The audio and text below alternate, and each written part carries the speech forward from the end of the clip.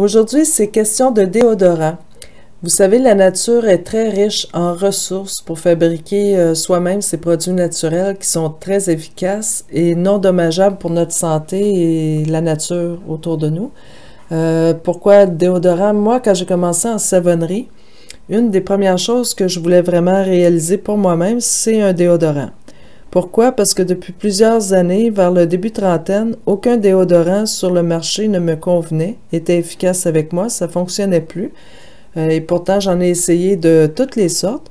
Donc aujourd'hui, je vais vous partager qu'est-ce qui fonctionne pour moi, puis qu'est-ce qui n'a pas fonctionné. Vous allez rester surpris parce que dans ce que je vais vous présenter, il y en a un seul qui a fonctionné réellement. Je vais rajouter une chose, c'est que les solutions naturelles que je vous propose dans cette vidéo, elles peuvent très bien fonctionner pour vous, même si pour moi, la plupart n'ont pas fonctionné. Alors, on va commencer par le déodorant, souvent qui est fabriqué, qui est entièrement naturel, qui est fabriqué souvent par les savonneries artisanales ou des personnes qui le font chez soi à la maison, à base d'une recette.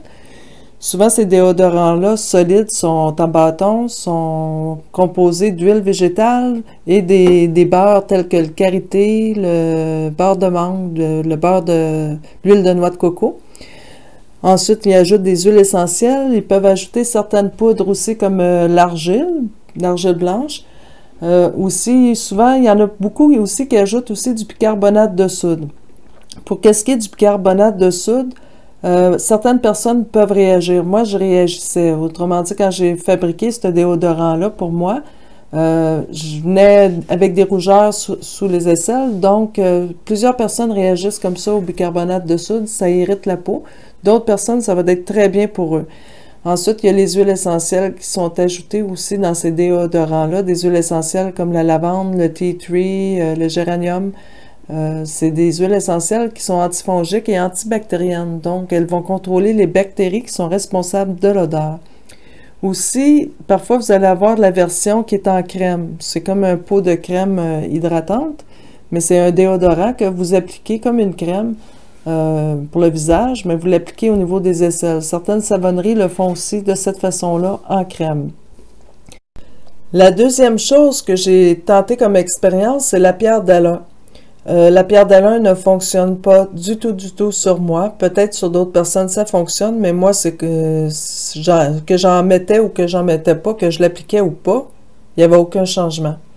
Ensuite, au cours de mes recherches, j'ai découvert que des personnes utilisaient la lime. Ils prenaient une tranche fine de lime qu'ils frottaient sous les aisselles, laissaient sécher. Ça laisse pas de résidus collants. Dans mon cas, j'ai tenté l'expérience, puis ça a duré environ une demi-journée. D'autres personnes, eux autres, ça dure toute la journée, puis ils dégagent une odeur de lime. La lime et le citron, ben, c'est des antifongiques puis antibactériens. Donc, c'était efficace pour certaines personnes, mais pour moi, je recherchais quelque chose qui était pour tenir toute la journée. Alors, j'ai continué mes recherches et j'ai découvert que le lait de magnésie était utilisé aussi comme déodorant naturel.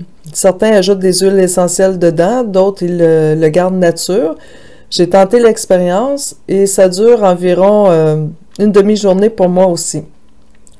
Les gens souvent le mettent dans un contenant style roll-on, là, une bouteille que vous pouvez retrouver chez des fournisseurs de produits et d'ingrédients cosmétiques. Alors, vous pouvez l'essayer, peut-être pour vous, ça va être très bien, mais pour moi, c'était pas suffisant.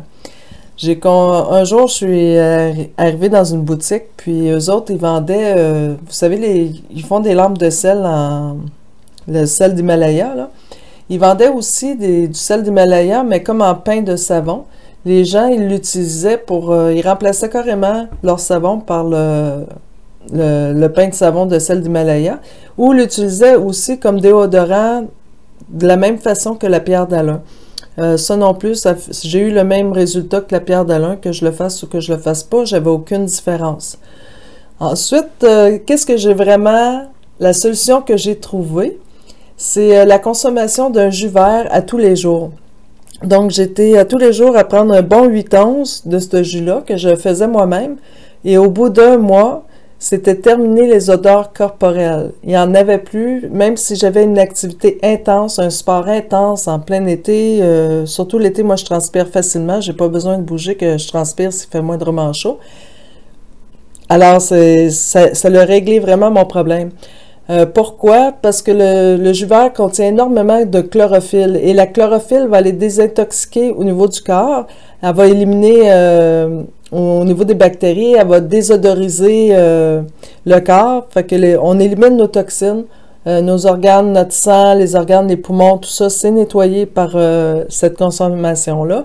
Donc, au bout d'un mois, mais à ce moment-là, j'avais plus besoin de déodorant. Ça a été vraiment la meilleure solution pour moi.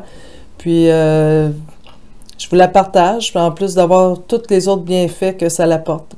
Alors, cette vidéo-là était plus simple. On ne me voit pas la binette aujourd'hui, mais c'est pas grave.